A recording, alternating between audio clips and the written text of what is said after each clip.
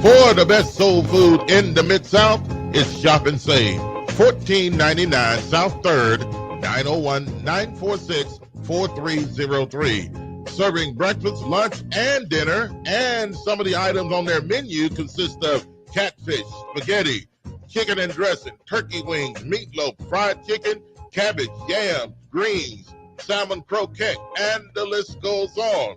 Some of the best soul food you ever taste in the Mid-South, it is Shop and Save. 1499 South 3rd. Call them again at 901-946-4303. Been in business since 1991. Shop and Save, 1499 South 3rd, 901-946-4303 for some of the best soul food you'll ever taste.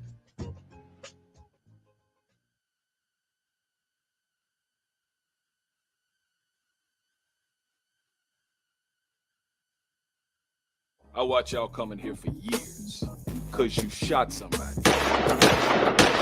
Now your life is shot.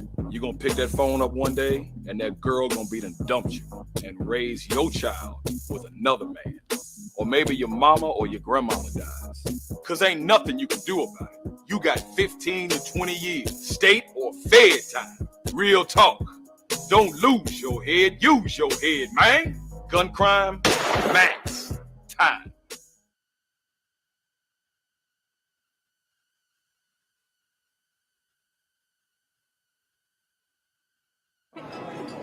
It's just a few cocktails at happy hour. It was just a few cocktails at happy hour. You really good try. There aren't any cops around. I didn't think there were any cops around. I drink and drive all the time. Sir, you've been in a serious crash. I'm going to hang up, okay?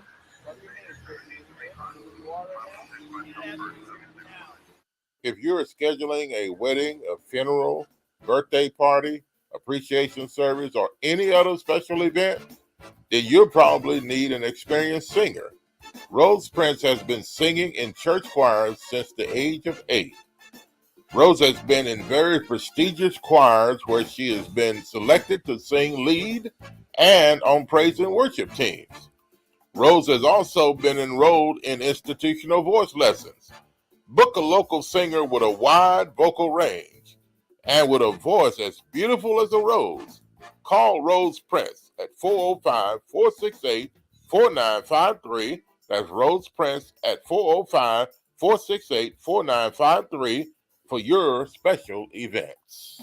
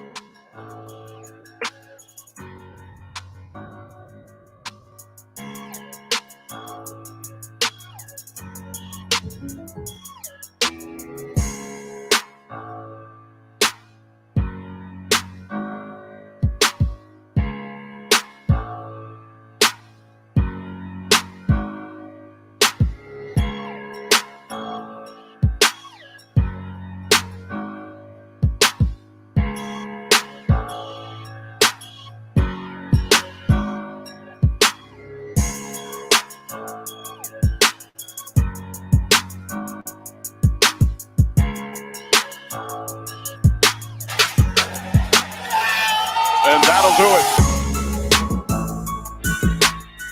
Yes, it's confirmed. He's backing up and heading to Brooklyn next season.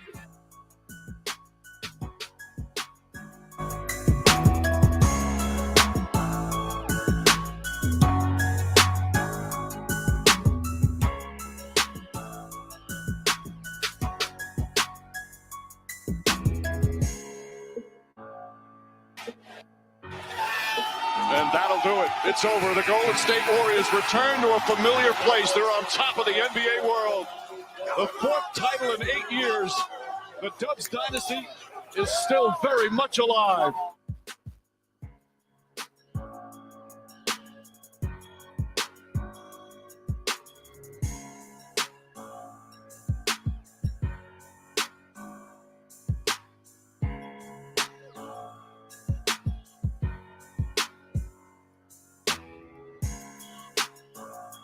And welcome. We are live. You're watching another edition of Talk Sports Live here on the Talkback Live Network.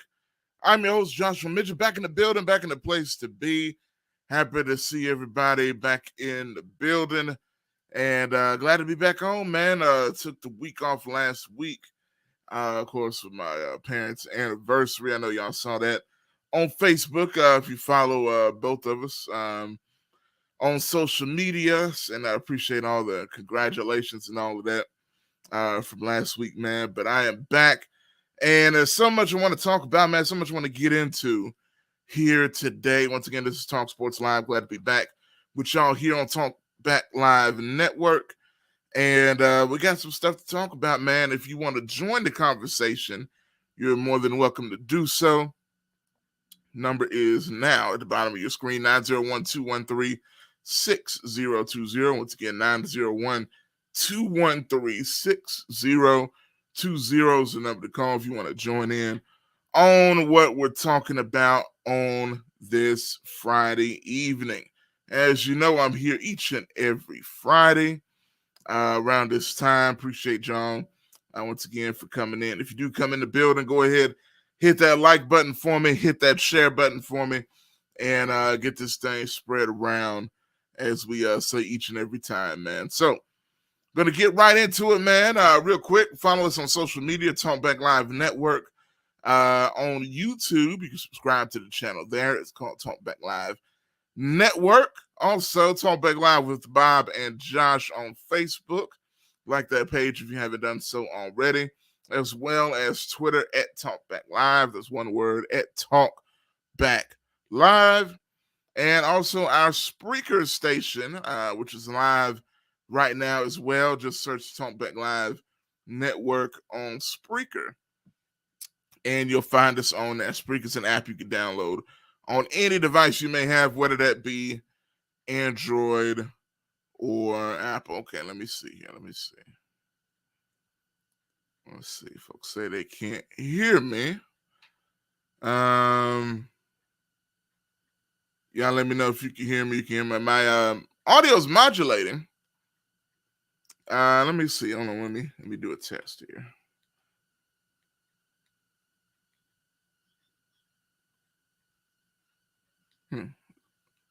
It's coming through low for some reason. Let me see if I can fix this. I see it is coming through, but for some reason it's coming through very low. Let's see. Everything here I see is normal. Y'all let me know if you can hear me. Do I sound low or what? Y'all let me know how I sound right now.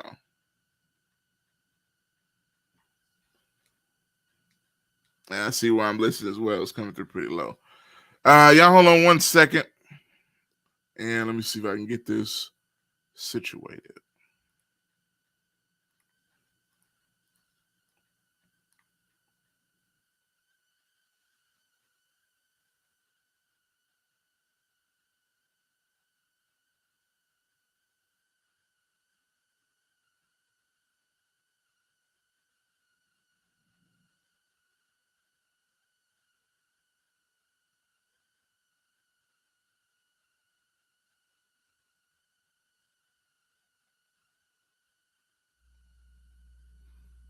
All right, y'all. How about now? Frankie says she can hear me now, so that's a good thing. All right, I think we're good. All right, shout out to everybody coming in. Once again, y'all please let me know if you're having any issues as far as hearing or seeing anything that I put up. And it is much appreciated. Frankie, I appreciate that. Heads up. And I think we're good now. So let's go and dive into the show, man. Once again, some of y'all, some more of y'all coming into the building. If you haven't, go ahead and hit that like button, hit that share button, and I'm going to get this thing kicked off on this Friday. So, man, you know what? I've been watching the NBA Finals, and I think a lot of y'all have as well. I've been seeing the communication on Facebook and Twitter and other outlets like that with everybody communicating during the finals games and stuff like that that's been going on. And of course, we know it's over now. And the Golden State Warriors are your NBA champions. There you see them there, Draymond Green, Steph Curry, Klay Thompson. They're out here celebrating the big victory. And what's interesting about this, going into the season, most people, the Warriors were not on the top of a lot of people's list to go out there and say, okay, they're going to win the title, do this and do that. You know, you heard a few people here and there, if they were able to get healthy, that they would be dangerous. But the thought about the Warriors was that their team is starting to get old. You wouldn't think that now, especially with the way things turned out in these playoffs. But Curry is getting up to 34 years old, which is old in professional sports, let alone the NBA. That's getting up there in age. Klay Thompson as well, Draymond Green as well. And they had their moments where their age kind of showed itself a little bit. You had injuries start to creep up on these guys over the last several years to the point where this team was decimated with injuries. A couple of years ago, you had Klay and Steph out with injury. And Draymond was the lone soldier carrying the weight of what they had going on with a bunch of young boys. The Jordan Pooles of the world, the Kevon Looneys of the world, the Damian Lees of the world. All sorts of guys like that were getting a lot of minutes during that time. And it seemed as though through the times of the struggles that the Warriors had through the years, through those times, the development took place, especially when you talk about Jordan Poole and Lee. As a matter of fact, people don't talk about Lee that much. He's a backup point guard that comes off their bench. Guys like Gary Payton II getting invaluable amounts of playing time because they were forced to, because they didn't have anybody else. And when they stepped in those roles, they stepped in and developed. And by the time Klay and Steph were able to come back consistently and be healthy and be that big-time core that we know they can be, they had a great supporting cast. The one thing about the Warriors, and y'all know, I was even on Facebook saying this, and I still stand by this, it's very hard for me to root for the Warriors. It really is. I mean, not that they're not good, because clearly they're an all-time great team. They're one of those teams, you know, similar to the San Antonio Spurs as far as a dynasty is concerned.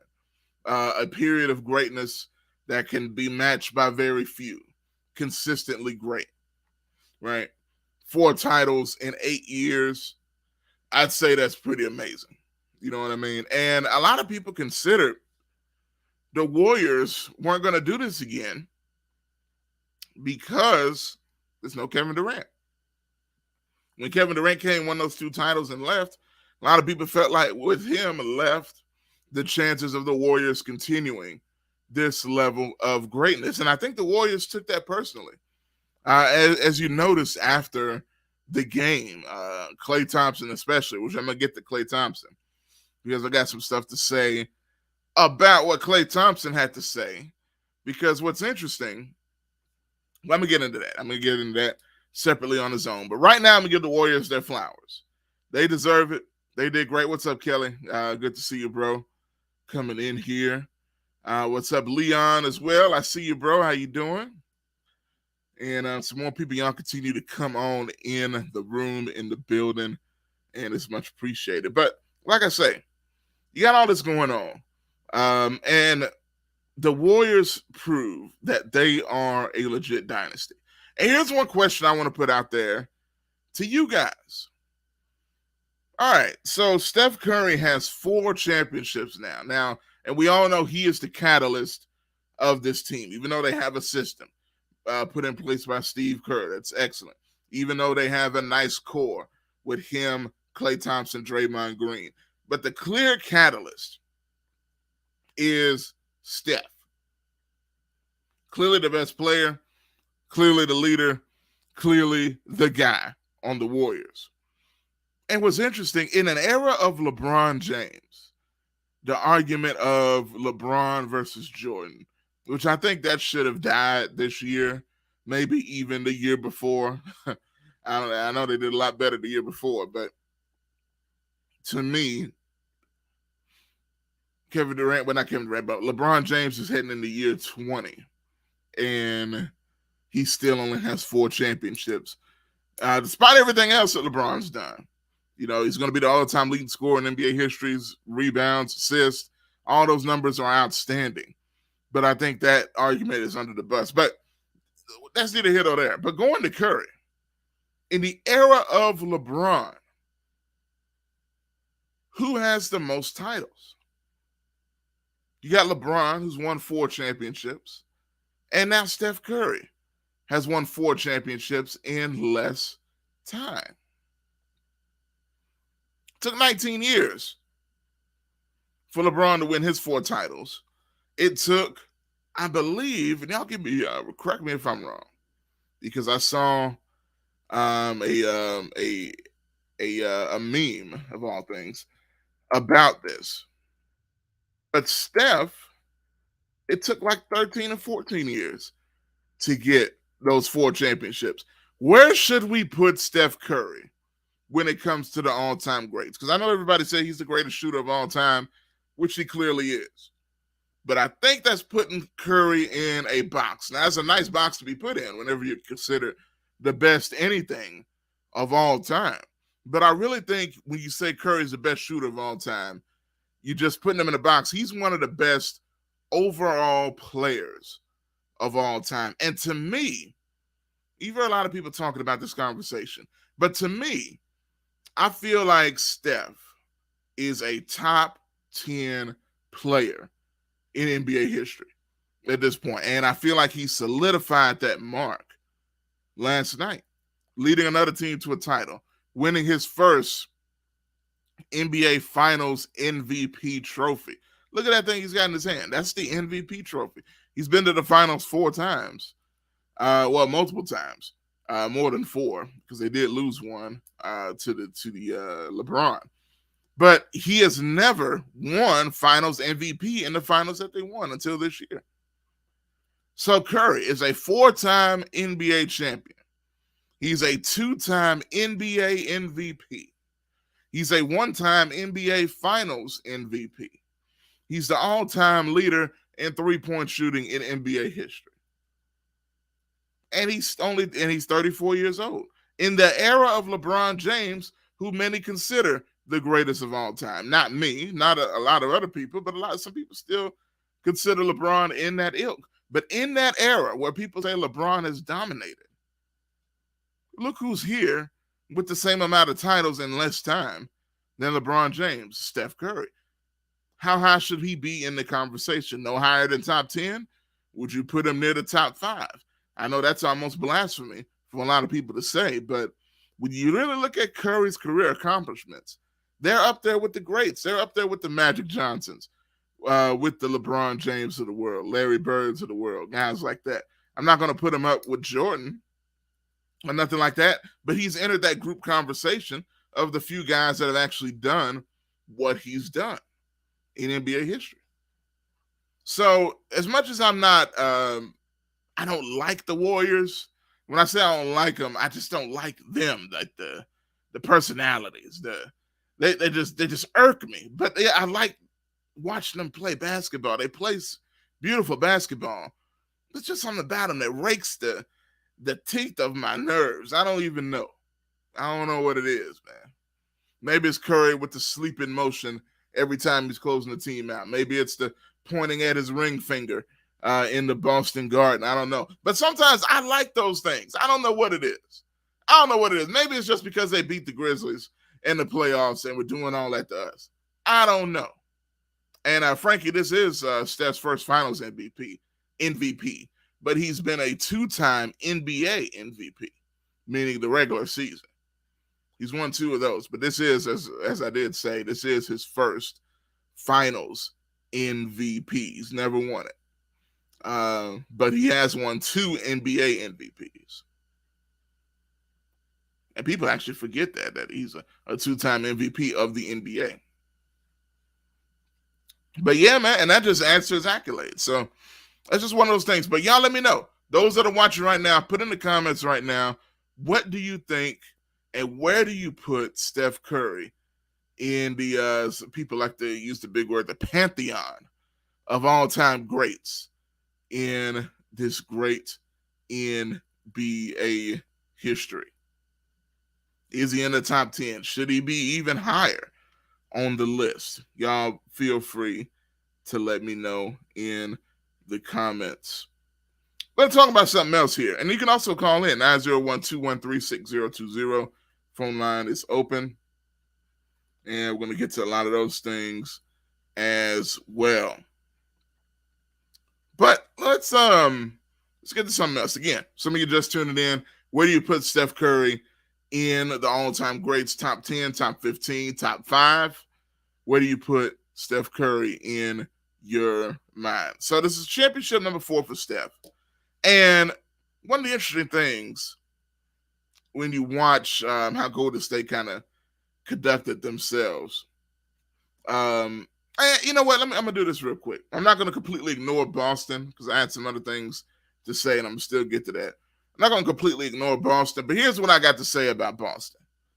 And people are probably not going to like what I got to say about Boston, but they completely disappointed me. They really did, man.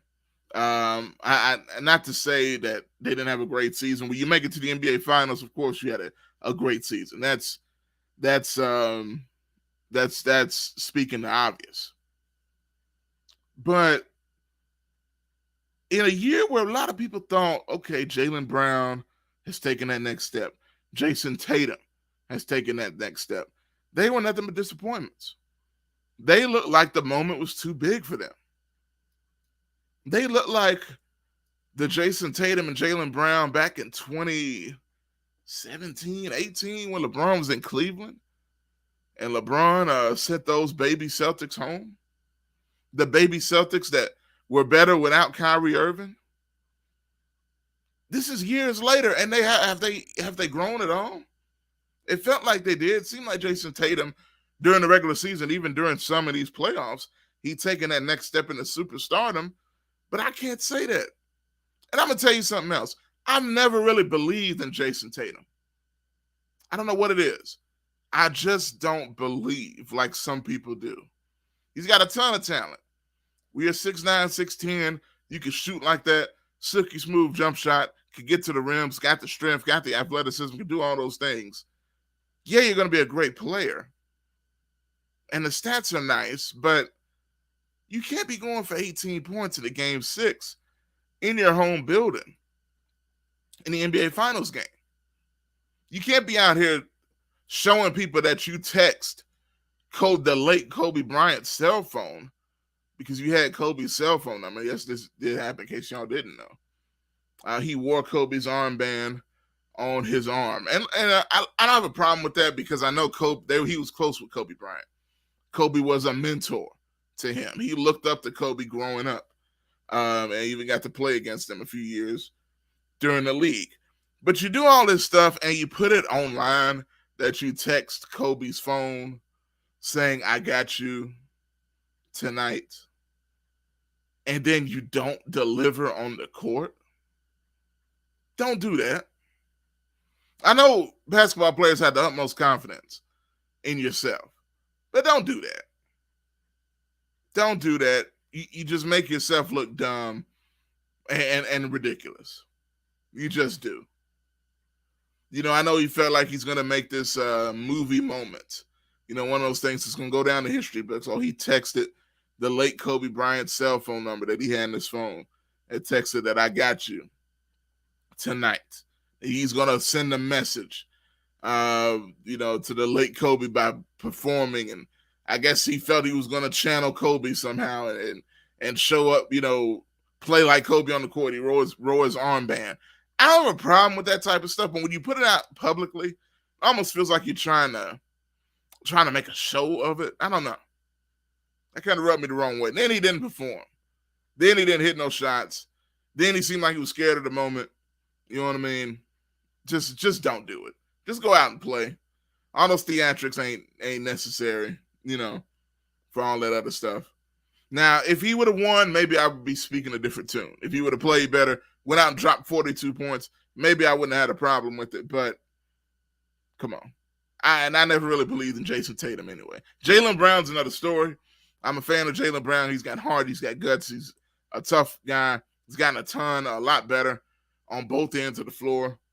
I'd like to have him as a Grizzly, to be honest with you. But as far as Jason Tatum, I feel like he plays too pretty. And that's not my type of guy. The type of player I like, I feel like that's not my type of guy that likes to play pretty, that likes to take those little step back threes for no reason when you can drive to the basket or we can settle for a mid-range jump shot. You know what I'm saying? It feels like at certain times you take the step back three just to feel pretty about yourself. No, this ain't about that. It's about trying to win a title, man. Unless you're Steph Curry or James Harden in his prime or something like that, don't do that mess. No. And that's a big reason why they lost. The other big reason why the Celtics lost is that they don't have a point guard. None to be seen. And I knew that would come back to bite them in this series. Marcus Smart is not a point guard. He wasn't a good point guard in college. He's not a good point guard in the NBA. He never was one. He was always a big old running back of a shooting guard. He can handle the ball at times, but he's not a point guard. Tatum's not a point guard. Jaylen Brown's not a point guard. And when it got down to it, you just had a bunch of one-on-one action because they couldn't create for anybody other than themselves. And that came back to bite them. It just did. So y'all let me know how you feel. See a lot of y'all coming in. What's up, GKP? Good to see you, bro. Kelly, leave us some comments. Let me go back here. Read some of these that I missed. Kelly says they did homie Josh after game one. I thought Golden State was done, but that championship pedigree came out, and the moment was probably too big for Boston. The Celtics was bigger, deeper, and more talented. I get that. They were definitely bigger. I don't know if the Celtics were deeper. I think some of those guys are a little overrated on the Celtics bench. Peyton Pritchard, no. Grant Williams, yeah, he had a good game here and there. No. Who else? Can't even think of too many guys that came off their bench. I like their team. I like their toughness. I like their coach, Ime Udoka. In his first year, of course, a black head coach. In his first season, takes them to the NBA Finals. I think they got a pretty good future. But they do have some things to work on, no question.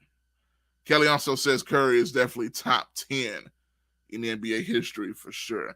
He also put, and these are all back-to-back here, I really thought his pops, Dale, could shoot, but he got nothing on his son, no doubt. Dale Curry, the father of Steph Curry, was a great shooter.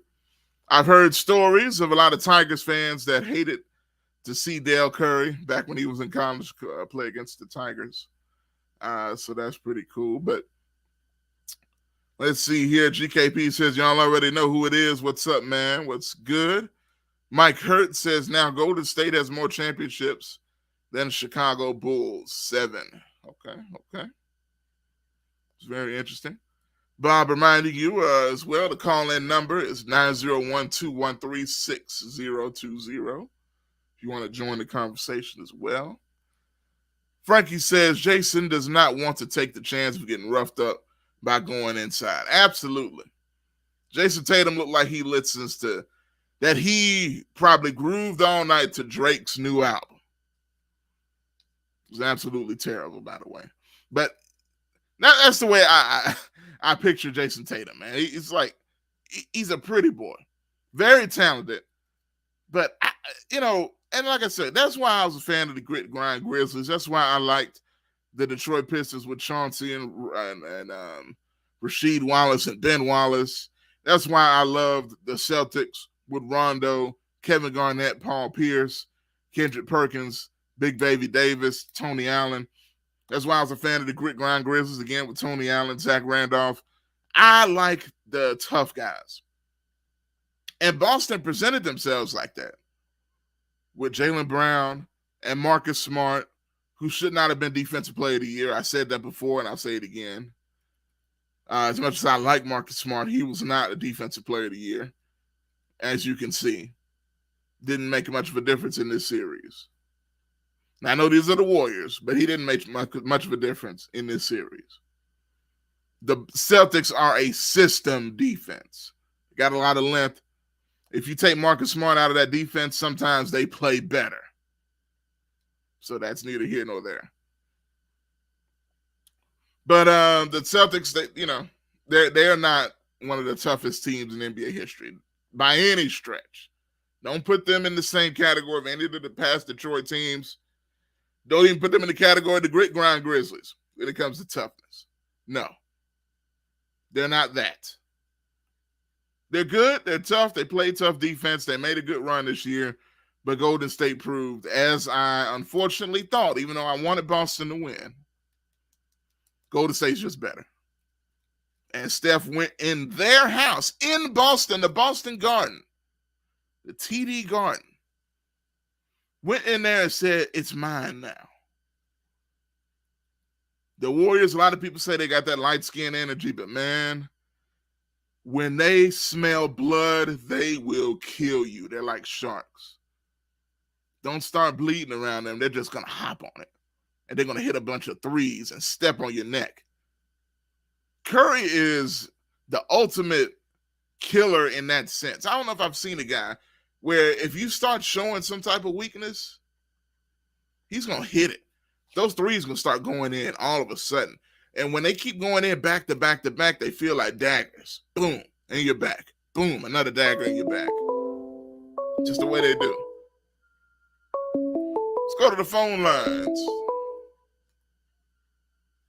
Call from JGKP Worse. To accept, press. All right, JGKP Worth. What's good, brother?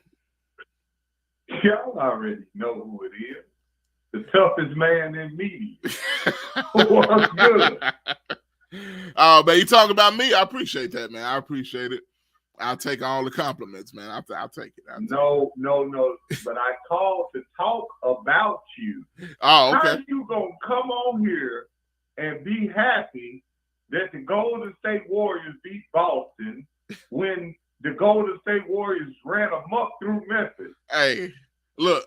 Now, look, I don't know if you heard everything I said, GKP Worths. No, I just got in here. Okay. You go ahead. But I said this. I'm not happy.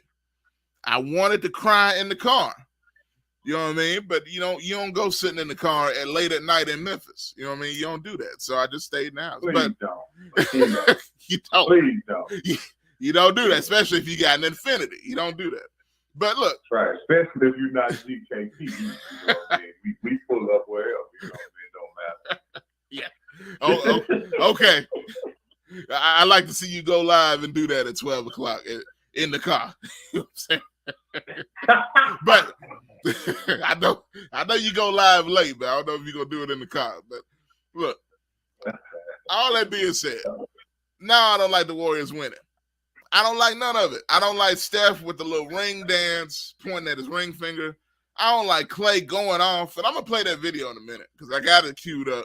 You already know what Klay the video that you need to play is the way Steph Curry tried to fake up a cry. Come on, man. If that wasn't the most bogus wannabe Jordan, I mean, come on, dude. Oh, now, man. that needs to be the new meme. He couldn't even get a tear out because it was so bogus. And let's just say it. Let me put this out there. Yeah. Andrew Wiggins is underappreciated. Yes. He's the real MVP. You know what? I don't disagree. I really don't. I thought I'd be on there disagreeing with you, man. Other than the car thing, I agree with what you're saying. Because, look, Wiggins, man, you see all the pictures of Draymond and Iguodala trying to get in the picture. Man, get it going. So Iguodala, you've been sitting on the bench the whole playoffs. Get out of here. Draymond's basically been on the bench the whole playoffs until the last game. He played well last night. It was one of the few he's actually done anything other than talk on his podcast. The main guy that showed up. The triple single king. Exactly. That Charles Barkley so quoted. Exactly. He all on TNT and his podcast running his mouth. Ain't done jack. The main guy has been Wiggins. He's been the most consistent. Look what he did in Memphis. He was one of the main reasons the Grizzlies lost was because he would hit those shots. He had a big dunk on Brandon Clark. In this series, he had a 26-12 game.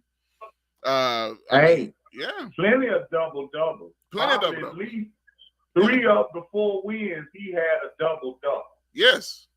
Straight up. Probably at least 4 of the 6 games played, he had a double-double. That's right. I think you're right. And then what he did to Jason Tatum. I was just talking about him and, probably listened to Drake's new album last night and, you know what I'm saying, after the game. But look, Tatum is soft. He's soft. That's why I never bought him as that next guy, the next Durant, the next. No. He's very good. Maybe he'll get better, but he's soft. He's soft as marshmallows. He's soft as cottonelle. No. Jason Tatum basically was broken after game 4, which Boston's whole team was. Mm-hmm. And when they didn't go up 3-1, it was over. Mm-hmm. Everybody knew that. When you let Golden State tie the series at 2-2, it was over because they had a golden opportunity to go up 3-1, and to no fault but their own, they go in and out of games. They have places or times in games where they just go null and void, and it costs them. Before they know it, before they get back in the game, they're down 10 points, 12 points, and you can't have those kind of mental lapses in the championship series. You just can't do it. 100%, man. And that's why I saw Jaylen Brown. Now, one guy that looked like he was about to cry was Jaylen Brown at the press conference. Because he was the only real Celtic that showed up last night. I think he had 32. Almost 30-some points. Yeah, you're right. But nobody else. And let's keep this in mind, though. Josh. These kids are 5 years in, first-year head coach. They really don't have a reason to feel bad outside of the fact that they just let a great team off the hook. They had them. And I agree with Kelly when he said Boston was the better team. But I just think they got caught up in the always feeling like they could make that run when they needed to. They could lock down defensively when they needed to. And it didn't work. And as young people like that, sometimes you just get the gas blew out of it. And what happened to them in game 4, it crushed them. And they didn't look back. Golden State never looked back and never lost another game. No doubt. One thing I know, as far as crying in the car, we all know that Tatum was crying in some car somewhere. But I'm not trying to ride Tatum. I know, he's got a bright future and all that. Come on, man. That's my daughter's favorite player, man. He's really not helping my child here. My daughter is upset that her guys wasn't able to pull it out. Look, that proves my point. Lay off of my daughter's favorite player, man. Look, she may be listening here, buddy. Look, shout out to your daughter. But that proves my point. The man trying to be a pretty boy. I had, getting the girls, trying to do all these step back threes. Man, you 6'10". You got an open lane. Come on, bro. Just stop it. But nonetheless. Yeah, I mean, even he let his team down, and that's a learning lesson for him. But I'll just still say it was just you. Ultimately, the experience of Golden State. Golden State knew they had them. They knew they took their hearts out in game 4, and they never looked back. They just kept crushing. And that's what they did. That's true. No doubt, man. And on to the off season, which we can go and get ready for this 2023 Grizzlies championship next year. So I'm very much fired up for that. You know what I'm saying? This guy here. Okay. Because we know that. I'm sure Bob is over there in the corner with the Grizzlies pom-pom. Come on, man. Between the Grizzlies and the Titans, I don't know what y'all do. Okay. Look, we don't need to sue. You know what I mean? That's one thing about it. But look, all that being said, we ain't shaking no pom-poms. You know what I mean? We got hard hats over here. You know what I mean? Ain't no pom-pom shaking. This is okay. Well, I'm just saying, it's been alleged that Bob has gotten a little soft over his years, I don't know. See, you about to make him do a run-in. You know what I mean? It's alleged, okay? You gonna make him do a run-in. That he's gotten a little soft. You see how I put the T? Yeah, soft. I see. The extra T on that. See, you're wrong. You're wrong. Look, I'm gonna let you get out of here. I know you got to prepare for another 12 o'clock late night You know what I'm You saying? know what's going on. Y'all know it's Free Your Mind Friday. We'll be on in a little bit. Then we'll be back for the late show. Free Your Mind Friday. Got to jump off here for long. Yes, sir. Hey, GKP, appreciate it, man. I know you're probably sitting in the car right now, so I appreciate you chiming in, man. It's all love, man. Y'all already know who it is. All right, that's my guy, GKP, in the place to be, giving us conversation. Those of y'all that are watching right now, gotta put this on the screen. Bob said, watch it, sucker. GKP, that's after you. He said, watch it, sucker, to GKP, man. So there it is. But real quick, if y'all are watching right now, go ahead and hit that like button. If you haven't already, some of y'all have already done so. Hit that like button right now. Stop what you're doing.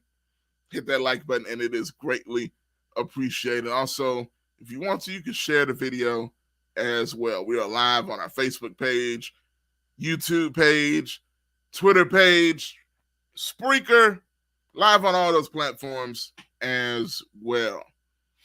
All right, so now here's what I think a lot of people wanted to talk about, and it's Klay Thompson. And if you haven't seen it, you probably need to. But that's what I'm here for. I'm here to show you. So let's get this up. I'm getting it ready right now. And Klay Thompson has some things to say. And you know what's interesting? It's interesting what comes to people's minds after they win. And Frankie has a great point. I'm happy for James Wiseman as well as Chris Chiozza, two Memphis people. James Wiseman, East High School, played with Penny Hardaway. Gets his first championship ring. Happy for him. Happy for Chris Chiozza, the Memphis point guard, legendary high school player, legendary player at the University of Florida as well. One of their great all-time point guards. So I'm happy for both of them. But Klay Thompson, one of the first things he thinks about is not, just winning the title.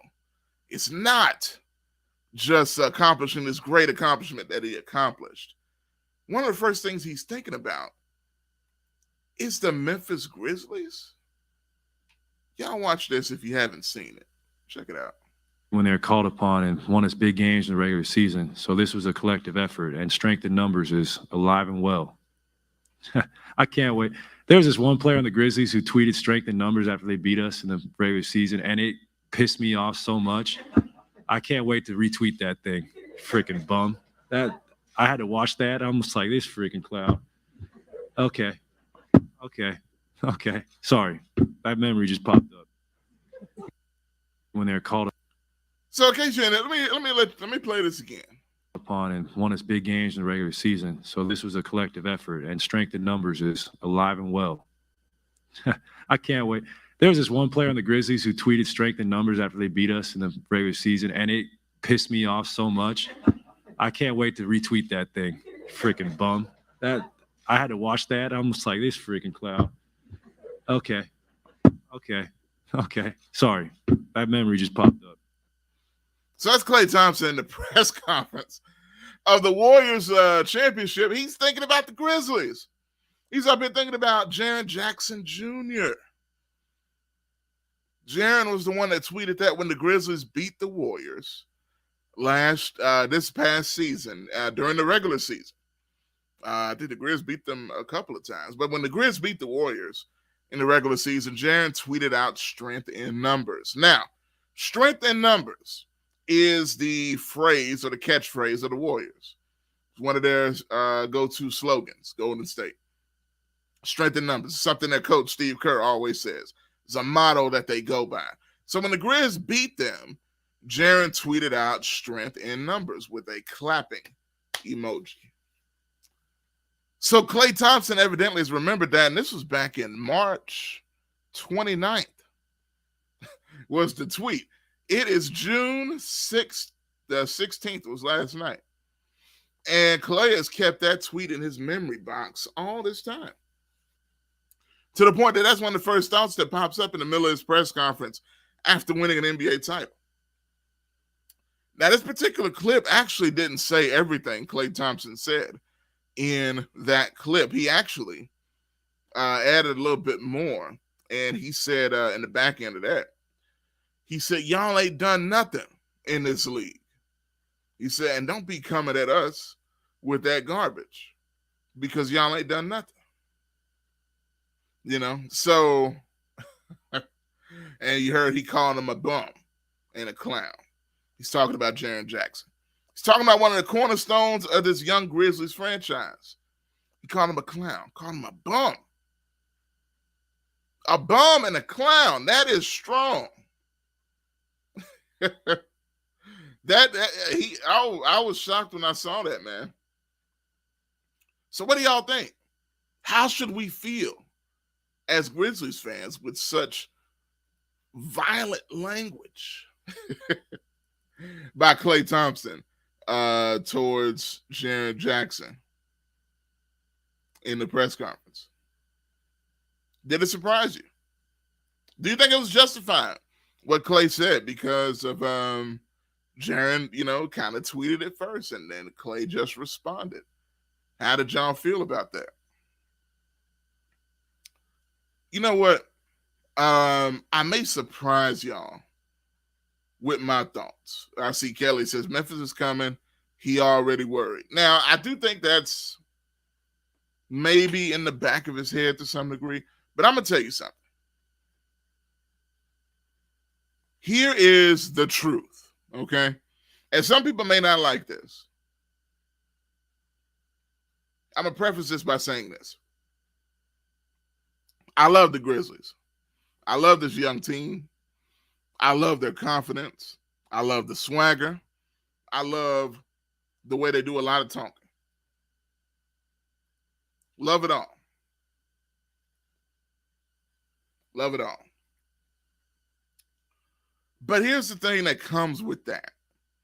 What comes with a lot of talking, what comes with a lot of bragging, what comes with a lot of jaw-jacking with these folks is receipts.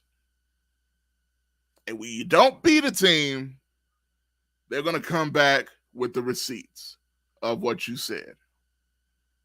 They're going to bring that same energy sometimes and put it right back in your face. And one thing about Golden State,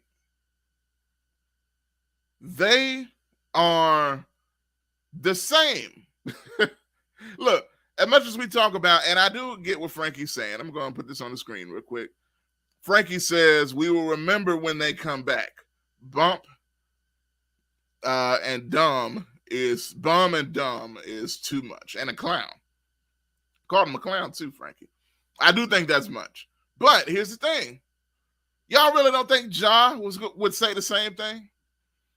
Yes, he would. And Ja would probably say a lot more. To be real. Jaren would say the same thing. Desmond Bain would say the same thing. Dylan Brooks would do the same thing, if not more. Here's something y'all need to realize. The Golden State Warriors are a grown-up version of the Grizzlies. They're older. They got 4 titles. But guess what? They're what the Grizzlies aim to be. And I don't like them. But just like people don't like the Grizzlies. They don't like us, especially when the playoffs came around. And they see how much the Grizz talk. But the Grizz tend to back it up as well. Which is why Taylor Jenkins doesn't stop them from doing it. Because he lets them beat themselves, but they still go out and back it up on the floor. Same thing with the Warriors. The Warriors have always talked. They talk junk while they beat you. They talk in your face. They dance in your face. Steph Curry doing the shimmies, doing the go to sleep. You know what I'm saying? Pointing at his ring finger in the middle of the game. While they're hitting threes in your face, it makes it more demoralizing while you're losing. They're dancing. They're screaming at you. They're cursing you out. They're doing all these things while beating you, and you can do nothing about it. Celtics, they said they getting yelled at, dunked on, shot on, danced on, all of that stuff, and they couldn't stop none of it.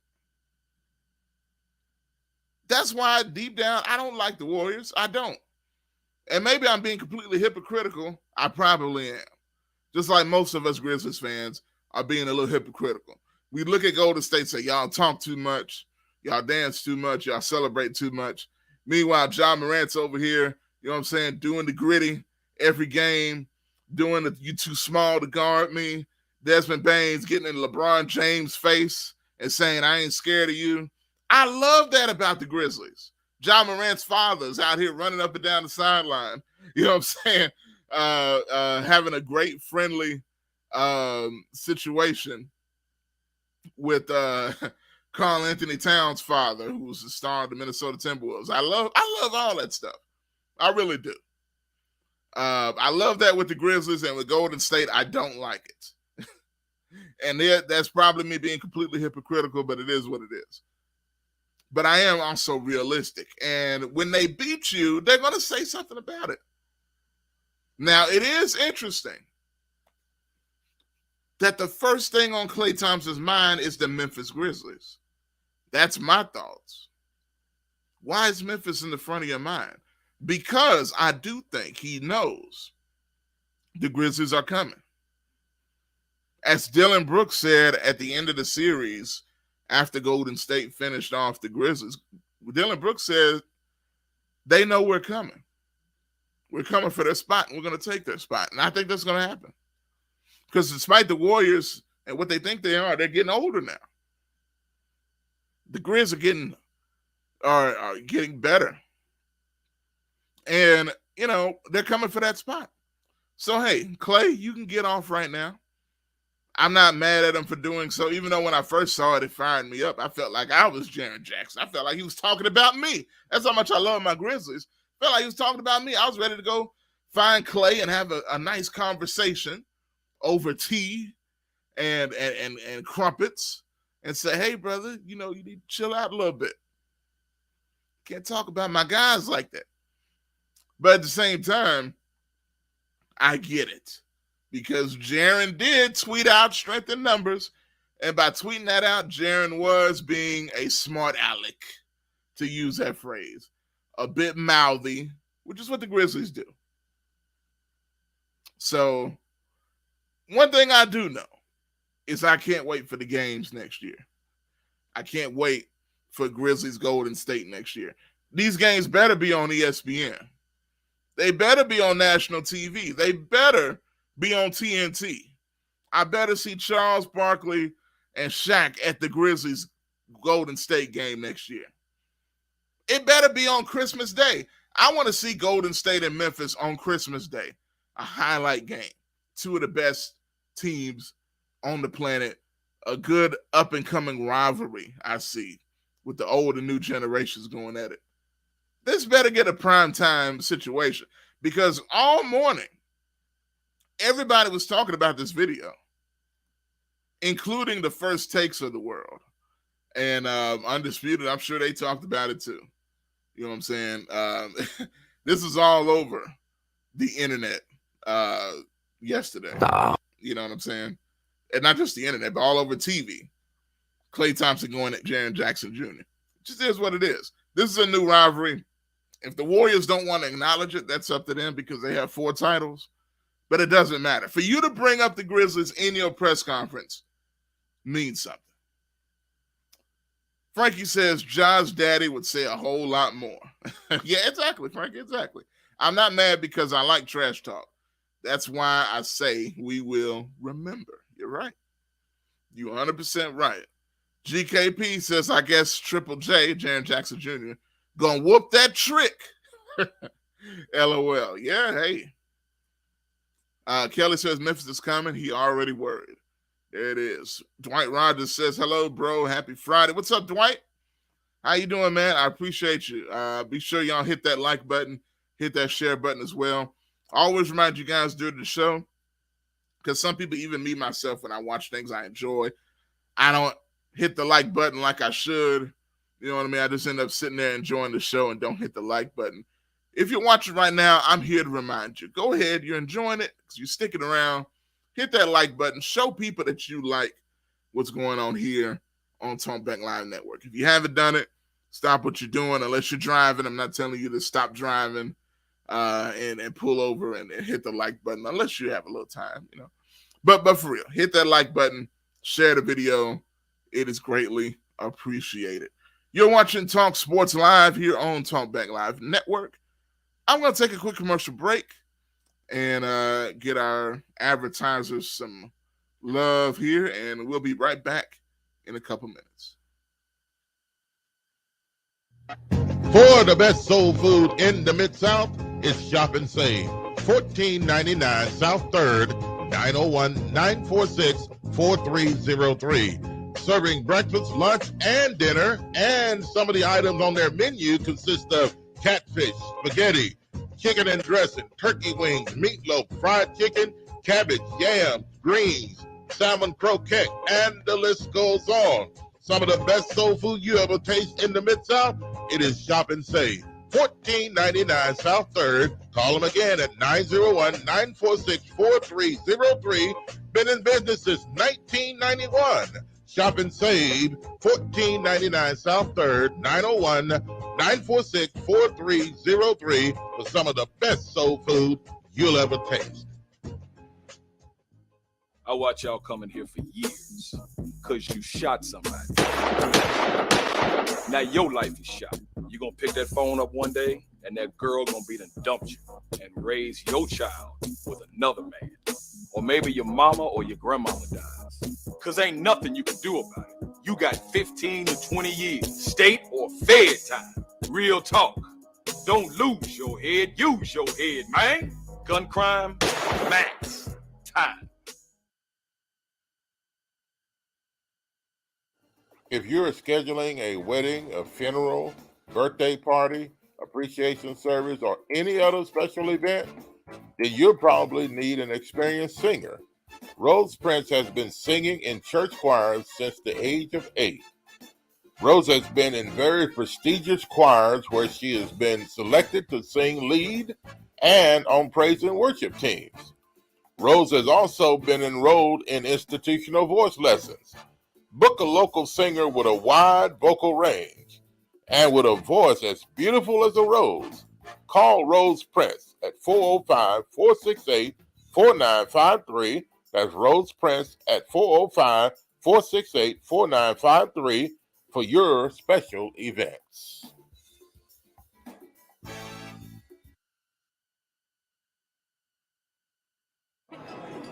It's just a few cocktails at happy hour.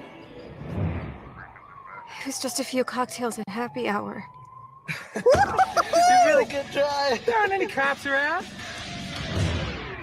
Didn't think there were any cops around. I drink and drive all the time. Sir, you've been in a serious crash. I'm just gonna take off, okay?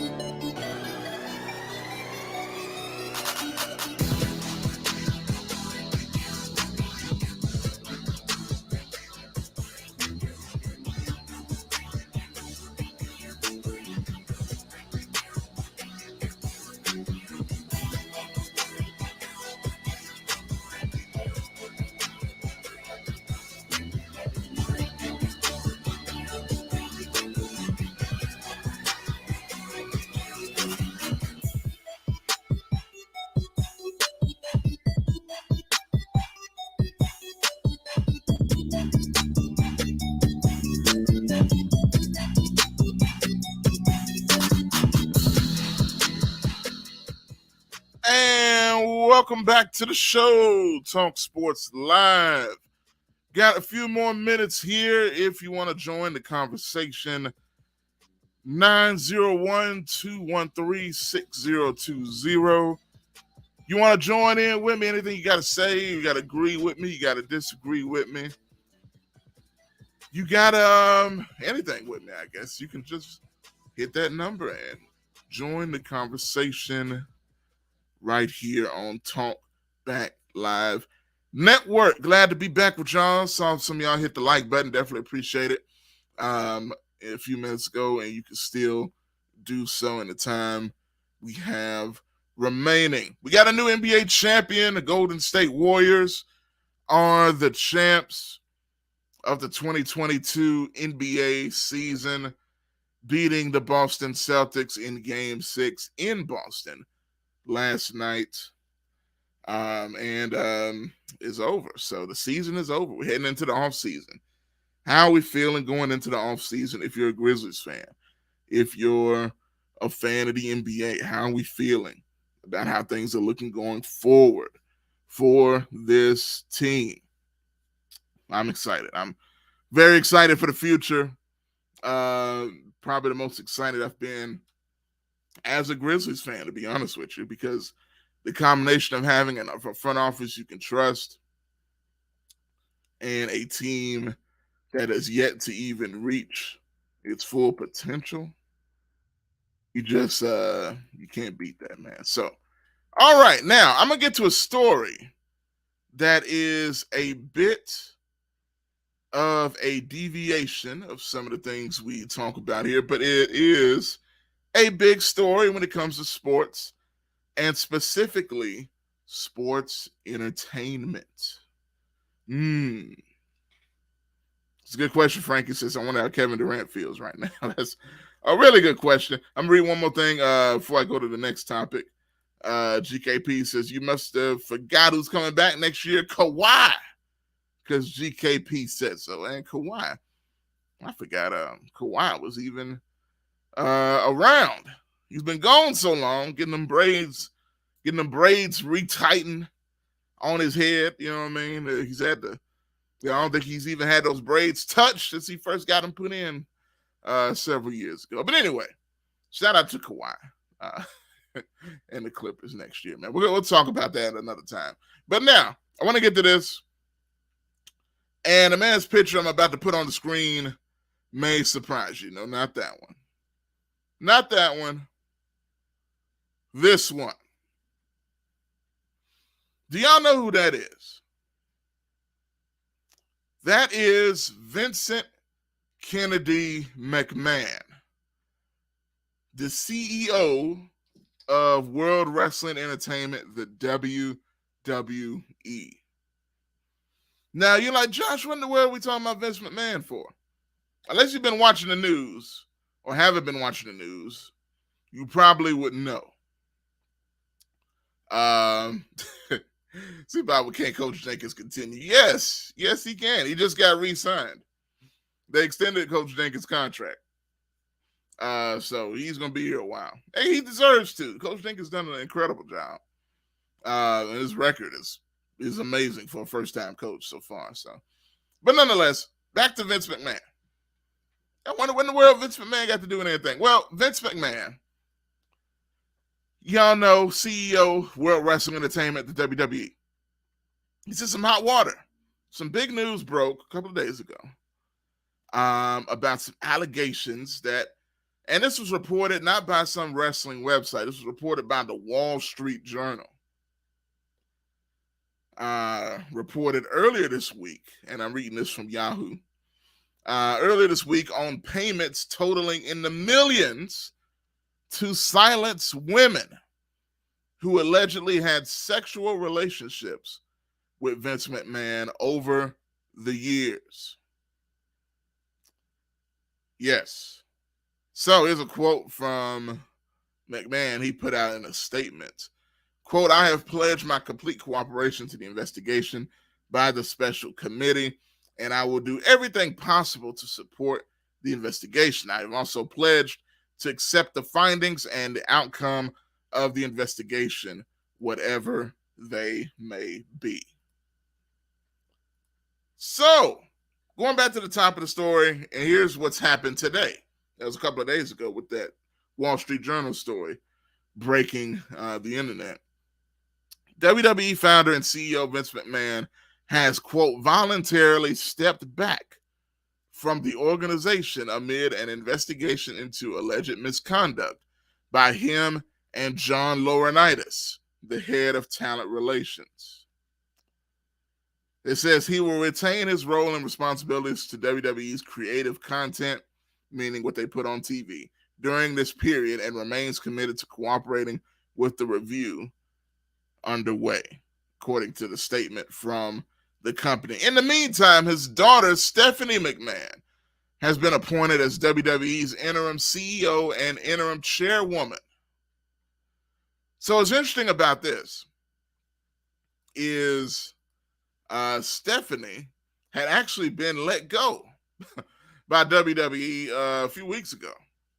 There was some criticism about her not doing a great job, but now with this stuff coming out, she's back as the interim CEO of the company while the investigation is going on. Now, if you don't know exactly what's going on as far as the investigation, let's get to some more what the Wall Street Journal says about what's actually happening here. Let's see. According to the Wall Street Journal report, exclusive investigation centered on a former employee of the WWE who was paid $3 million and signed a separation agreement that prevented her from discussing her relationship with Mr. McMahon or disparaging him. And this is from CNN. The investigation then unearthed, quote, other non-disclosure agreements involving claims by former female WWE employees of misconduct by Mr. McMahon, as well as misconduct against John Laurinaitis, the head of talent relations. And here's another interesting fact. Despite McMahon stepping back from his role, the official WWE Twitter account announced today that he would appear on tonight's WWE Friday Night SmackDown. Meanwhile, the company promised a third party would conduct a comprehensive review of the company's compliance program, HR function, and overall culture. And to give you a little more on this, okay? What's happening when they're talking about non-disclosure agreements and all this stuff going on with Vince? So there's a woman that evidently he was having an affair with. This is where it all started. And of course, Vince McMahon is married to Linda McMahon, and Linda McMahon was a part of the Trump administration as well. And Donald Trump is good friends with Vince McMahon. They've been friends for a long, long time, well before his presidential run. That's something interesting to bring up as well. But what's happening here is a woman that was a paralegal that worked in that department of the WWE, and evidently, according to some anonymous emails that got emailed to the WWE board of directors, that they had an inappropriate relationship sexually. And because of certain favors that she did for him, he raised her pay by $100,000. She was making $100,000, and it got raised to $200,000, allegedly because of the sexual favors that he did for her. And allegedly there's proof of all of this. And now when I read what I just read, there's more women that have also signed non-disclosure agreements, meaning that they basically signed this agreement to not talk bad or say anything about anything that happened and not disparage the company or him. But evidently something changed, because this has got leaked to the Wall Street Journal and CNN, and now it's making the waves all over the news cycle. And WWE SmackDown on Fox comes on in about less than 20 minutes. So I'm going to go off before that comes on, because I'm curious if, and I'm pretty sure he's going to make a statement, because this is not a storyline. There's nothing fake about this. This is real. Because he stepped down from the CEO position. He's still going to be head of creative as far as what they do on TV. But over the past several years, if you followed wrestling a little bit, there's been a lot of discontent in the WWE lately, especially with Vince McMahon.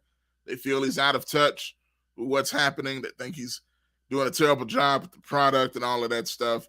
And a lot of women over the last several years have felt uncomfortable with certain things behind the scenes. But because of the money they make, they haven't felt comfortable with saying it publicly as well. And John Laurinaitis, who is one of Vince's right-hand men, according to the report by the Wall Street Journal, that Vince McMahon passed this woman off to him, to John Laurinaitis, like a toy for her to give him sexual favors as well. This is a very bad look.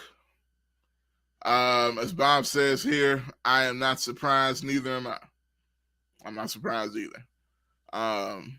It's one of those things, I feel like this has probably been going on for a long time. And if you look into the history of Vince McMahon, he has a lot, more than I knew.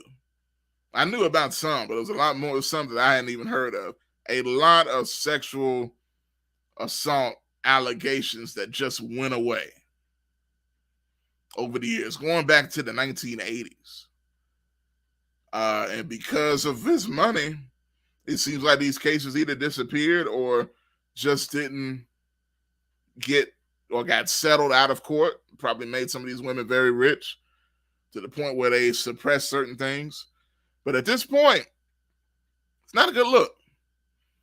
And even his daughter is saying, hey, that, you know, despite all of that stuff, they need to go through with this investigation and they're going to follow whatever ends up happening. So to me, this is a good thing because I think Vince is a terrible person, to be perfectly honest with you. And I think it's good when terrible people get exposed, no matter how rich they are. You know, he's been in a position of power to where a lot of these wrestlers that really don't like him and didn't like working with him, whether it's men or women, they didn't have a choice because if they love to do professional wrestling, the WWE was the pinnacle and still is in a lot of ways where you can make the most money doing this. But at the same time, you're not happy doing what you love. So that's a tough dichotomy. And with AEW, which is on TNT, thriving, making more money, also run by a billionaire and Tony Khan. And the atmosphere is seemingly a lot better than what Vince has. They actually have some competition. So with all of this happening, it's going to be very interesting to see how this plays out. But this is a very big bombshell of a story. I'm definitely going to be following this as the updates continue. But this is very ugly. This is once again another man that is friends with President Trump as part of his hierarchy that has a sexual situation going on.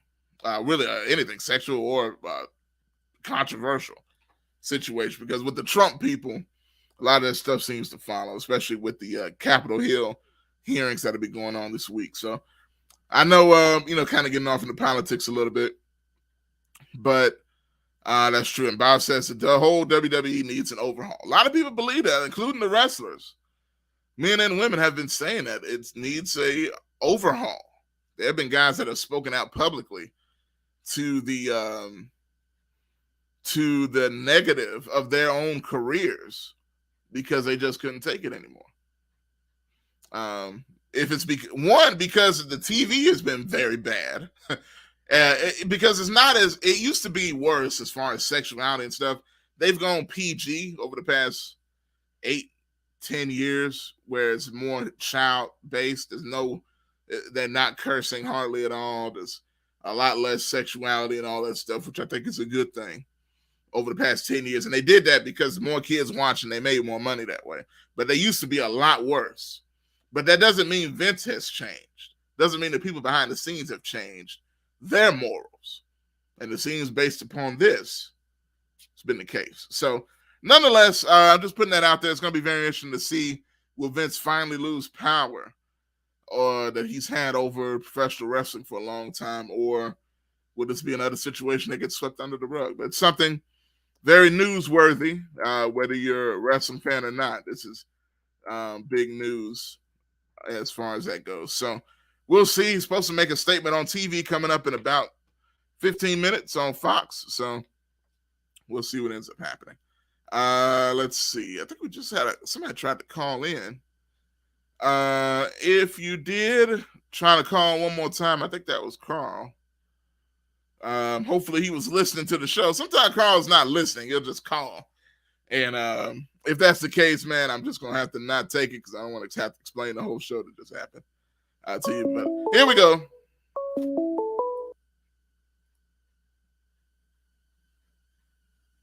Call from Carl radio station. To accept, press 1. To send a voicemail. All right, I think we got Carl. Carl, is that you? Yes, it is. What's up? This is you, Josh. This is me. I'm toward the end of the show, but what's up, man? How you feeling? What do you mean toward the end of the show? Well, it means it's almost over, but I'm still live. You're on the air right now. Well, thank you, sir. I apologize for being late. It's cool. It's cool. What y'all been discussing? I just got the message. Who's on the air? What have I missed? It's cool, man. We talked about the NBA Finals. We talked about how Boston disappointed me so much. How Jason Tatum is soft as toilet tissue. And we also just finished talking about Vince McMahon and his huge drama that he's got going on of sexual allegations and misconduct.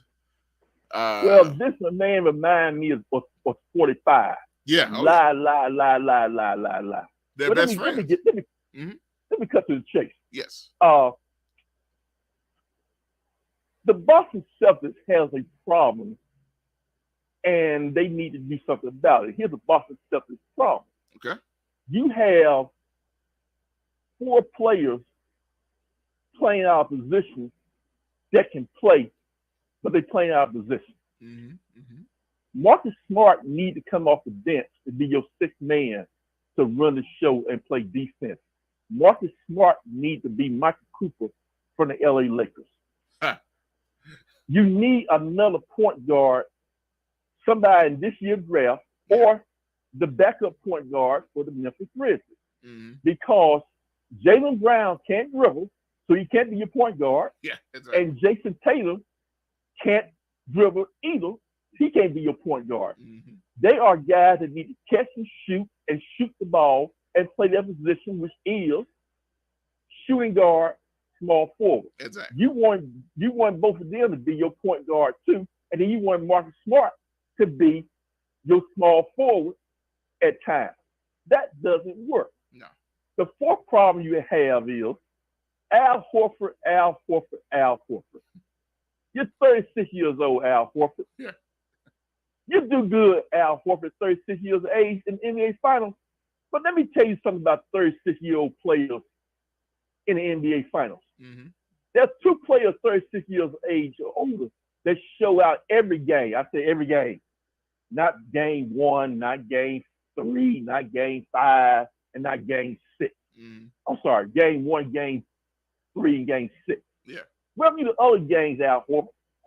But anyway, the 2 guys I'm talking about, Kareem Abdul-Jabbar and John Havlicek. Al Horford, you ain't them. You can say you ain't them. Yeah. That's so you need to find a younger Al Horford who can play 4 games, 5 games in a row and dominate. Until you do something about those 4 players, Boston Celtics, y'all asses ain't going no. I'm sorry. I forgot from radio. Calm down. All right. Y'all ain't going nowhere. And now Boston Celtics, let me say this so folks can realize. When you beat the Nets only had 2 scorers, not 3. When you beat the Milwaukee Bucks, the Bucks had 2 scorers, not 3. When you beat the Miami Heat had 1 scorer, not 3. When you play the Golden State Warriors, the Golden State Warriors has Steph plus 2 more. Yeah. That's 3. Yeah. The Boston Celtics have a problem when there's a team that got at least 3 scores. And the problem they had was the Golden State Warriors, each time they beat them, had at least 3 scorers to do something about your defense. Because I don't care how long your defense is, you can't stop 3 scores. That's a great point. Now, I'm gonna throw this at you real quick. GKP's telling you to calm down as well. Tell him, send me his number. I'll call his show and we can have a conversation one day. A real man-to-man conversation. See, I ain't scared of you, GKP. You think you can intimidate people by saying, buddy, calm down, keep it simple, stupid. Yeah, that don't work with me. It might work with some other people, but not with me. There you go. Now where was I before I so rudely interrupted? Oh yeah. Yeah. Boston Celtics, y'all ain't coming back anyway, unless you get a point guard. And I suggest you get Tyrus Jones for the Memphis Grizzlies. We'll leave you to the That's a great point. I think Tyus would be amazing. Yes, as a starting point do what he needs for them. I kind of hope he stays here, but I think somebody's going to throw some money at him. But we'll see. Yeah. Well, we know this for a fact. The Memphis Grizzlies always say they're looking for a veteran player to come play for them to help them get over the hump. Mm-hmm. We now know Klay Thompson will not be that person coming to the Memphis Grizzlies. You can say that eliminate Klay. We can eliminate Klay Thompson. Yeah. And Klay Thompson said some things that were true. They were true. You may not like it, but it's true. Yeah. Jaren Jackson, you soft 7'1", won't get down on the goal. Man, you turned on Jaren. Oh man. JJJ. You 7'2" cry baby after every foul.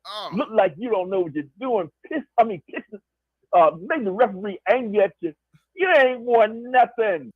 And then when you beat the Golden State Warriors in the big three didn't play, you got the nerve to type in strength in numbers.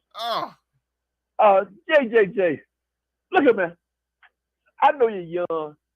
I know I was young once. I did some foolish things too, JJJ. But you don't talk about a team that already won 3 championships. You don't talk about a team that got at least 3 players going to the Hall of Fame and a coach going to the Hall of Fame. You don't talk about 3 players whose numbers are going to be retired in San Francisco, and Steve Kerr name going to go up there too with just Kerr. Yeah. And what have you done, Memphis Grizzlies? What have you done? This is the finals. One time, got swept. Had a 2-1 lead on the Golden State Warriors one time, then lost 3 in a row. At least you can join the company of teams that were down 2, that had 2-1 lead on the Golden State Warriors and lost 3 in a row. That's you, the Boston Celtics, and I believe the other team were the Cleveland Cavaliers. Yeah. So, man, I am shocked. I am in shock and awe of what you said, man. Because look, I'm gonna say I was expecting you to have Jaren's back, and it's funny. I talked about this a little earlier, and I'm gonna say this: I did agree with most of what you said. Meaning, the Grizz talk a lot of stuff, and I like it. I'm not gonna lie, but Golden State does too. And when this happens, when you talk a lot of stuff, no matter who you are, you gotta expect it to get kind of returned at some point. Now, everybody didn't do that to Memphis, but Golden State, they beat the Grizzlies in the playoffs, even though John Morant was hurt and John was averaging over 30 points a game.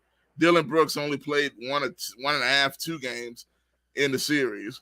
But all of that being said, Desmond Bane was hurt for half the series. I'm not making excuses, even though it sounds like I am. But all of that being said, you got to expect somebody to come back at you. And it is what it is. And, Memphis Grizzlies, let me tell you some of y'all problem Memphis Grizzlies have. Okay. You see, y'all too busy trying to be buddy with people when you play against them.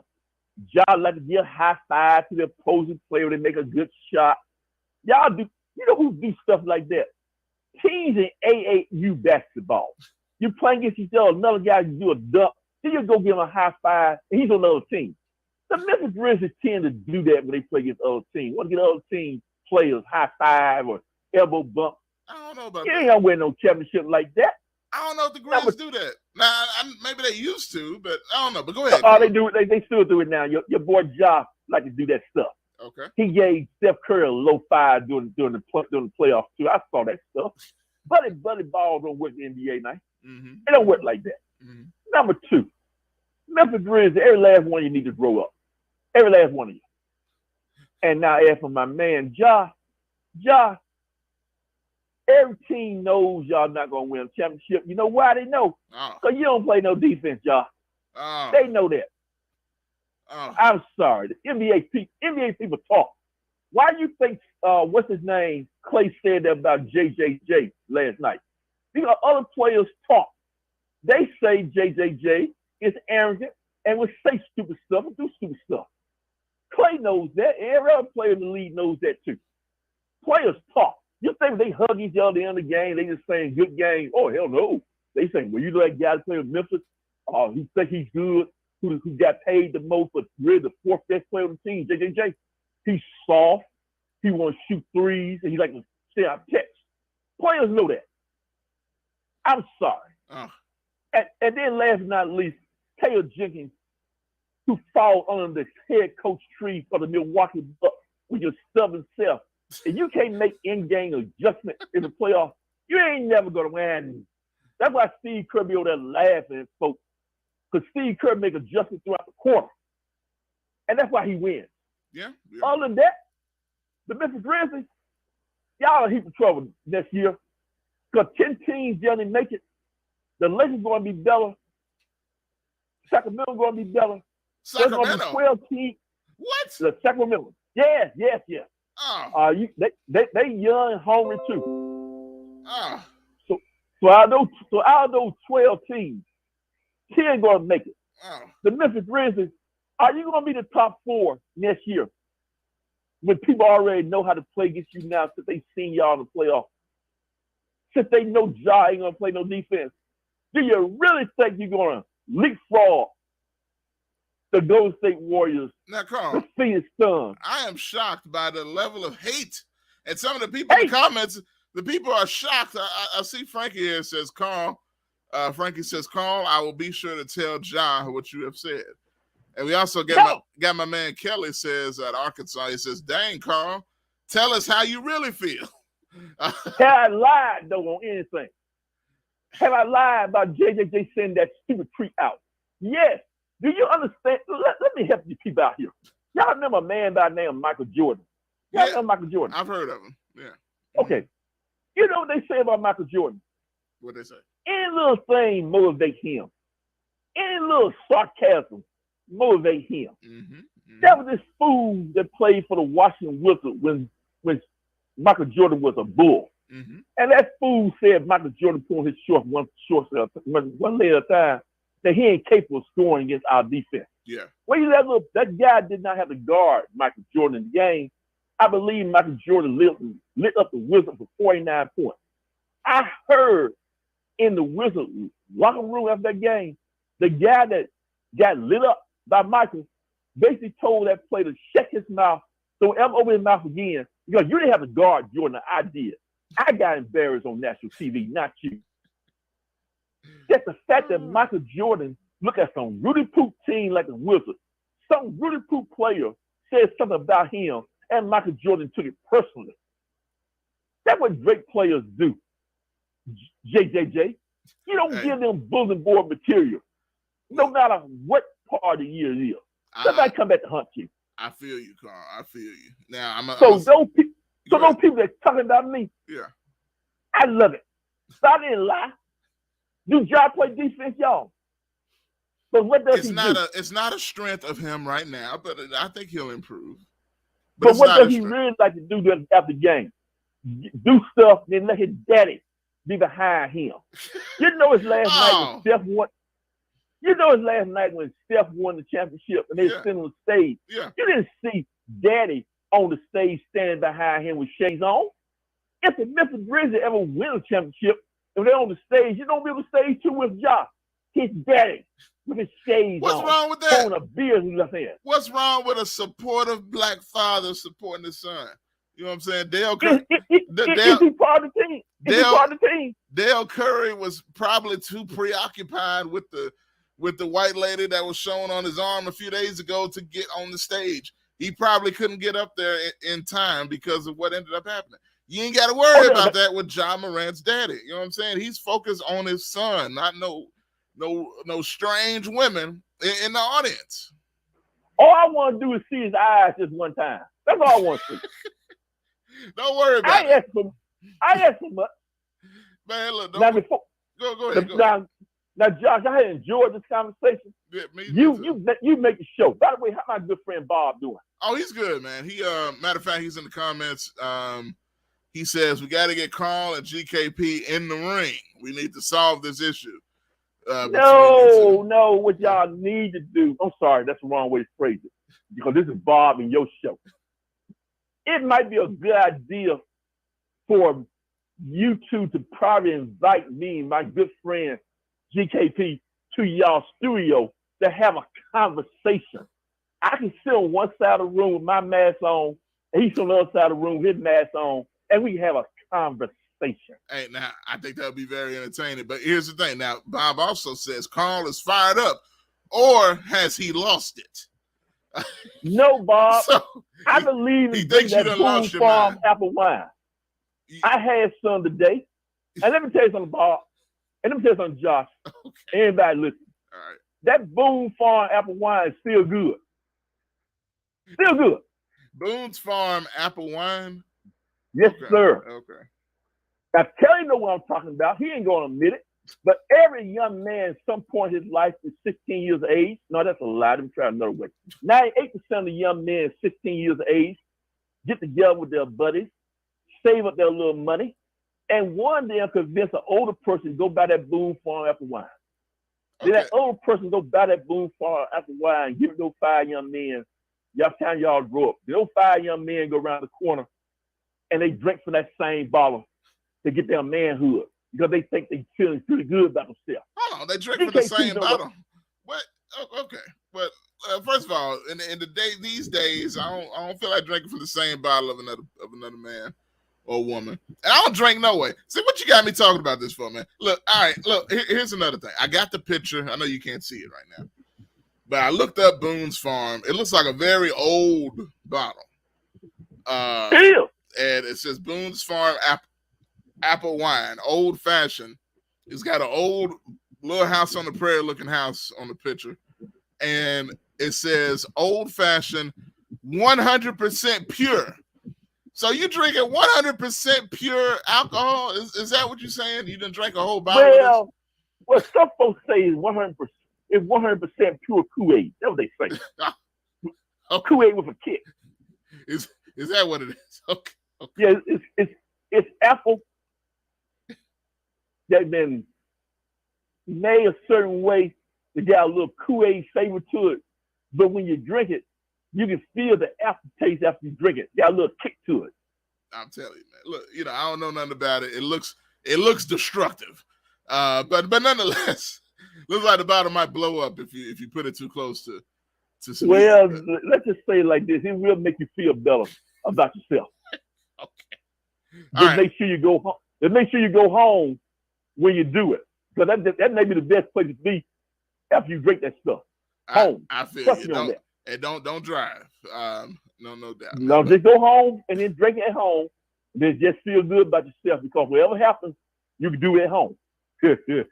See, look, you know what? I'm gonna move past it. All right. Bob says, "Stay off that farm," because it sounds like you need to stay off the Boone Farm. and before I go, I want to say this about the people of Memphis and South Haven, Mississippi. Okay, South Haven.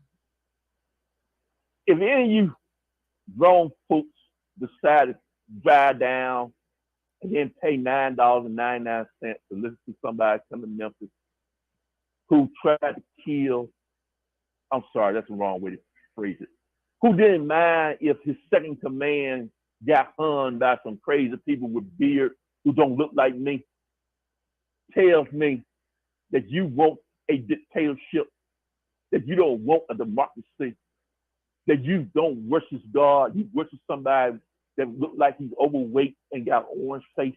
Yeah. That tells me about your character. And may be allowed. Just so people know, and real quick, Carl, just so people know what you're talking about. You're talking about the former president. It's going to be down there tomorrow. Yeah. Yeah. And y'all going to pay $9.99 for him to come. And he's not going to pay y'all back. He's not going to pay the Atlanta Center the rent money. He's not going to pay the police departments of both cities to escort him back and forth. He's going to keep the money because apparently there are a lot of people out there that send that man some money for a project that he don't even have, and he keeps it. I'm going to use the Al Capone theory in life. Al Capone killed folks, but he didn't go to jail for killing people. He went to jail for income tax evasion. My point is, we may not can get 45 for crimes we know, but we know fraud is a crime. Yeah. Gat is gat. Now I digress. Let me come back. I started with JJJ. JJJ, you disappointed me, man, with that tweet, man. You hurt the Memphis Grizzlies when the Golden State Warriors beat y'all 3 games to 2. Hey, Carl. Look, I feel Only you. 4 games too. I feel your passion, Carl, but I gotta go. You've kept me on for 55 minutes. It's been the longest call in the history of. Well, it hadn't been quite 55, but it's been. It's one of my alternative facts. But nonetheless, it's been a long conversation, Carl. Well, I want to thank you, sir, for allowing me to talk. By the way, before I go, since I can't see the screen right now, does my good friend GKP have anything else to say before I go? He says that his last comment was by caller. Bye. Yeah. So bipolar. Yeah. Well, no, by caller. He doesn't call you a caller. He calls you the caller, like Carl. So I am almost touched by that. I really am. I feel you, man. It's the Boone Farm making you cry. I understand. You ain't lying, man. Yeah. But those Memphis Grizzlies. And by the way, when you do lose Tyrus Jones, draft somebody who can play defense as a point guard, and don't talk to Golden State by getting Klay Thompson to come play for the Memphis Grizzlies as a veteran professional. That idea ain't gonna happen. Yeah, I don't think he's gonna come. There's one guy that ain't gonna. That ain't gonna happen. All right, Carl. Hey, man, we appreciate the long time you spent with me today on a Friday. And we're gonna have to make sure we don't do this. I mean, that we might do this again at some other point. All right? And when your next show, man? I'll be back next Friday, but tomorrow it's gonna be me and Bob. So one more time. The first show's at 1:00. It's Bob's show. Let's talk about it. But the show with me and Bob, Talk Back Live with Bob and Josh, will be around 5:00 on Saturday. I'll try to wake up by that time. I might not be drunk by then. Okay. Yeah, save your drink until afterwards if you can. So I want with Bob. Let me talk if I come on the air drunk. Probably not. I'm not gonna lie. Probably not. Yeah. Okay. I want to make sure. Thank you, sir. All right, Carl. Goodbye. Oh. There he is, Carl. Slightly prematurely let go there, but nonetheless, I appreciate it, man, for that conversation. And Bob said you need to stay off that farm. So there it is. Frankie says the ticket range from $9.99 to $5,900. What?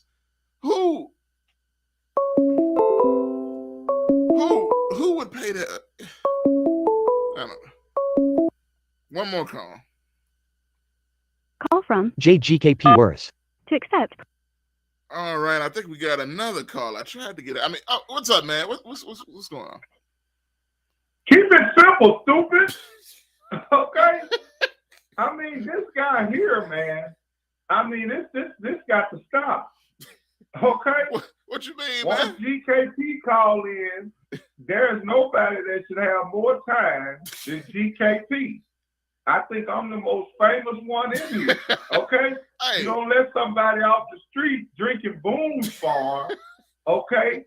I don't know whether to call him Carl or Woodrow or Stephen or something. Okay? Now, this guy got to have a little more respect than he has. He comes in here changing the subject. We're talking about sports. He wants to come here and talk about Donald Trump. He must got a ticket. He don't want nobody to see him. Okay? Oh, man, look, I doubt he got a ticket, but looking at these prices, I don't know if Carl gonna be down there for no $5,900. You know what I'm saying? So no, he got the $9.99 ticket. We know that. Hell, he gonna be in the nosebleed. We know that. Then he comes over here cussing. I'm sure Bob almost turned over in the chair. The guy comes there using all kind of language. What happened to Bob interrupting? Whoa. Hey, man, look, I put a stop to it when it happened. So it's one of them things. But I did have to hold him back. You already know. We had to get him to calm down. Carl, you know that Boone's Farm, I guess it just got him too hyped up today. I don't know. Yeah, all of it. That Boone's Farm, that Cisco, all that Mad Dog 2020, you know, that's his era. Okay, you see how old the picture you had to pull up was? Yeah. Come on, man. Yeah. Come on. Yeah, man. That's all I had, man. Don't ever let somebody call in and disrespect the show like that. And as far as him talking about wanting it with GKP, y'all already know who it is. That ain't even, that's like nothing, okay? I mean, I might tie both hands behind my back, okay? Hey, all You right. know what I'm saying? Look, you know them crazy drunks now. They, they can be tough. Because they don't feel It's all nothing. good. But you know what? He may win, but I'll let him find out later how much they paid me to take the time. Okay? Simple. Going on with this guy here, man. That's all I had, man. I was sitting here trying to go enjoy the show, but this guy just took too much time. So I had to call back and say that for sure. And tell him as far as having my number, no. It ain't, he won't get no strength from these numbers. Okay? Look, I'm gonna be sure he get the call-in number.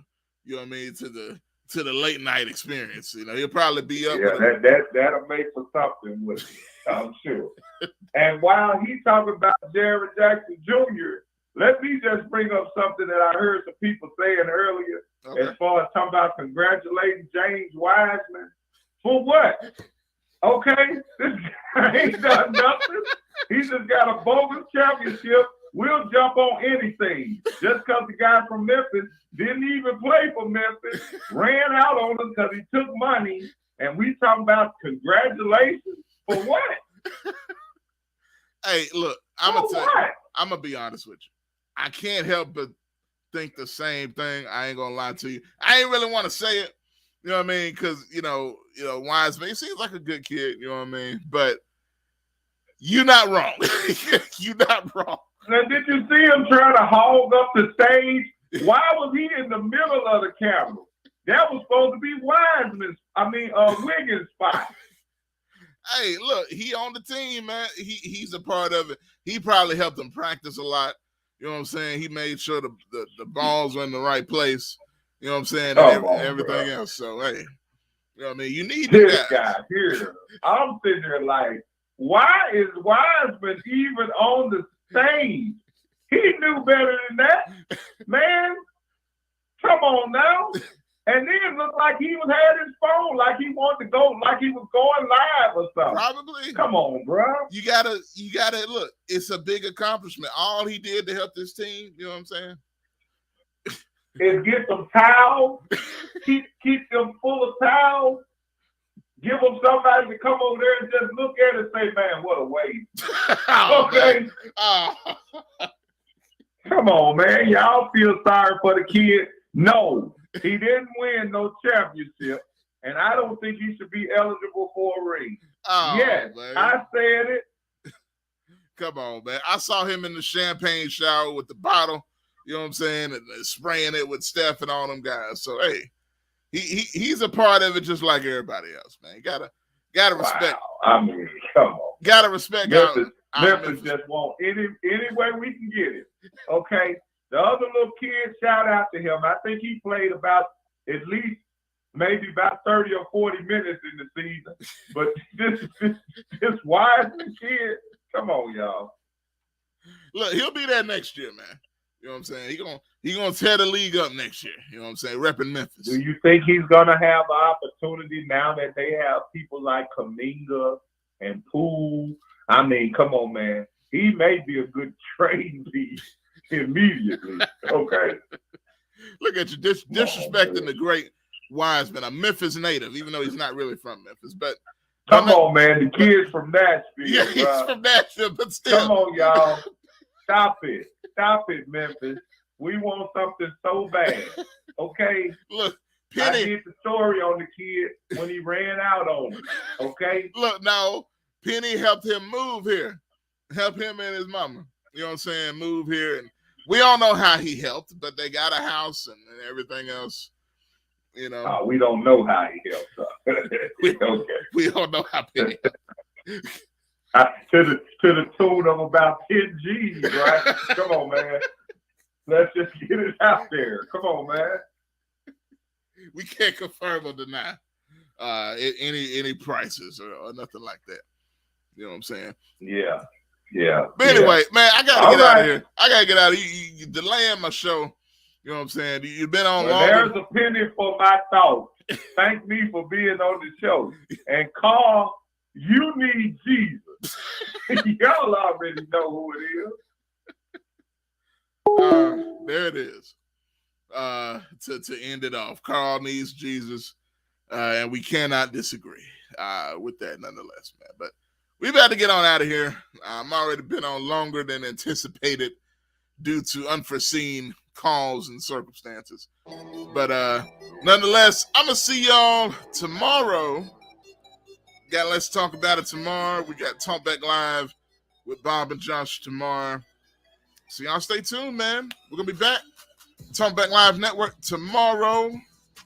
But until then, I'm out of here. We'll see you.